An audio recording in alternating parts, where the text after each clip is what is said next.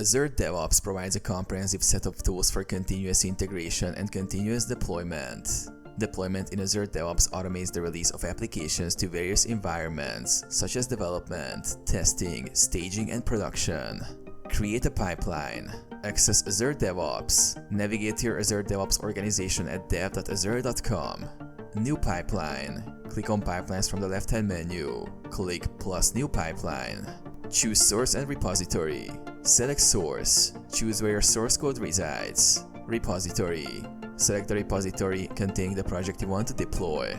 Define deployment stages. Stages. Set up different stages for your deployment process, such as build, test, deploy, release.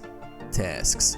Define the tasks for each stage, such as compiling code, running tests, and deploying to different environments. Set up deployment environment. Create deployment environment. Define the deployment environment. Configure deploy tasks. Configure tasks for deploying to servers, containers, or cloud services like Azure VMs or Azure App Services. Test and release. Run pipeline. Run the pipeline to ensure each stage executes successfully.